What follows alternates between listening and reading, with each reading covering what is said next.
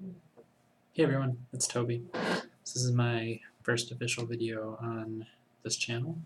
I just wanted to give you a little bit of introduction to me, and then I'm going to answer some of the Pagan YouTube Challenge questions in this video, and then I'll upload a couple more videos going over some of the other questions a little more in depth, and then hopefully I'll be back on track to the current week for the challenge questions.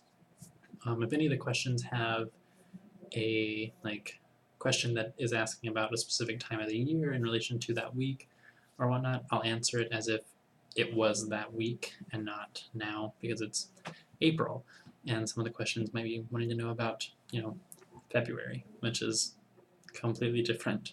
So let's get right into that. So a little bit about me. I'm 25, almost. In like a couple weeks, I'll be 25. I am a neophyte in the Blue Star tradition of Wicca, and I've been studying that for a few years now. And I've been a neophyte for about half a year, almost, I think. So that's nice. I'm working towards becoming an initiate in that tradition.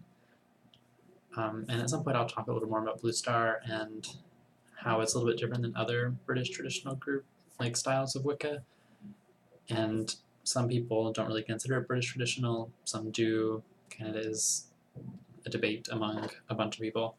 But we do stem from American Welsh and Alexandrian, so there's definitely influences of British traditional within our practice. So that's kind of where I come from with all of my paganism. It's very Wicca oriented, very structured. So a lot of the times if you're ever talking about it, it's going to be from that kind of structured standpoint.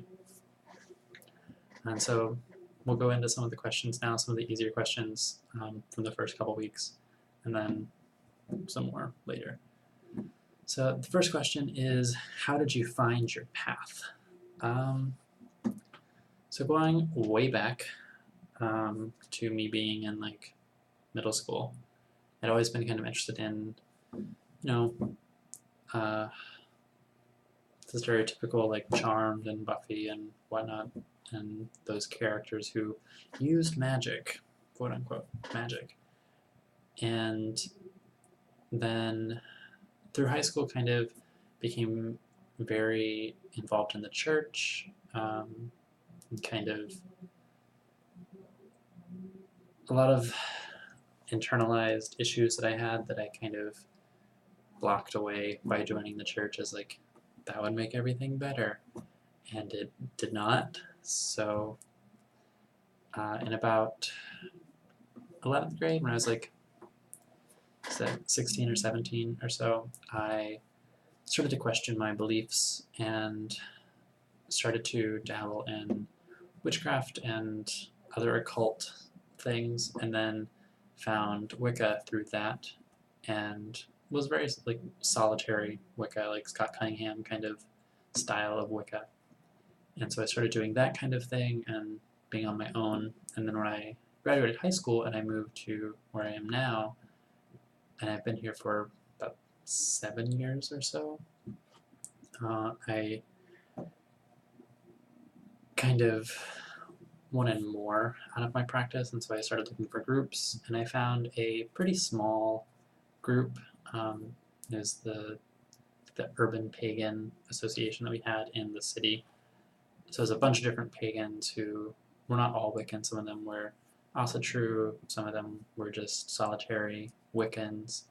And so we kind of all got together for the Sabbats and the Esbats and celebrated and whatnot.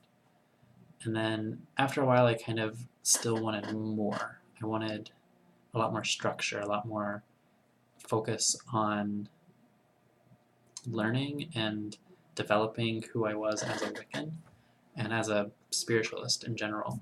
I wasn't getting a lot of energy or spirituality or growth out of where I was at the time, so I definitely wanted more from that. And so I kept looking and looking and looking, and then eventually I found the group that I'm with now, and that's how I found Blue Star.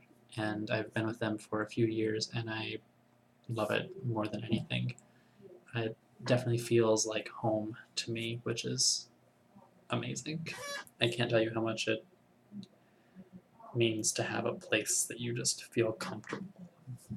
So the second question is, are you in or out of the closet? And I've never really been in the closet. I kind of have a glass closet about my spirituality. I don't actively talk about it, really. But if someone mentions, like, if someone asks me what my religion is, I'm gonna tell them. I don't really care that much. And I always wear my septagram, which is the symbol that we use in Blue Star. We also use the pentagram, but this is our tradition symbol. We use it. Other traditions use it as well. It's just the one that we also happen to use. So I've never really been in the closet per se. Though I do know that sometimes it is a little iffy, like telling certain people. So some of my family members don't know, but if they were to ask, I would not have an issue telling them because it's just another part of who I am. Same as if people asked if I was gay, straight, whatever. I'd be like, I'm whatever, and that's it. So number 3, do you have an altar, shrine, or sacred space? Yes-ish, and I say yes very loosely because I have a space that I have all of my deity symbols on, like of deities that I work with, and that's kind of like my shrine, I suppose. And for altar, I kind of have one set up, but it's not indicative of my training, even though I wish that it was. I just don't have everything that I would need to set it up that way at the moment, and certainly not the space to set it up that way at the moment. But yes, I do have shrines and altars and a sacred space set up pretty much all the time. Unless right now I just broke my altar down because I'm in the process of making kiffy, and I'm making a lot of it. So I needed the extra space to let it sit out and dry. So I broke my altar down to use that space for the kiffy. So sometime I'll probably talk about that too. And number 4, your take on the Wheel of the Year. So I kind of see the Wheel of the Year as, some people see it as kind of a line. I've noticed like some people see like it goes like New Year and then end of the year and then it starts over. I see it that way kind of, but I see it more as a cycle of life, death, and rebirth, which is what it is. So the sun god is born at Yule and then gets the goddess pregnant at Beltane, and then he dies at Samhain and then is reborn at Yule. And that's the story. And that's kind of how I look at it and how I view the Wheel of the Year, how I've always viewed the Wheel of the Year. So I never really have had another opinion on it other than that. But I would love to hear your guys' opinions on any of the questions that I answered or any questions you have for me that I can cover in later videos. But I'm going to get off and record some of the other question videos so they have other videos for that. Hence, this video isn't like, 30 minutes long because it's already at like 9. But see you around and like and subscribe. Bye.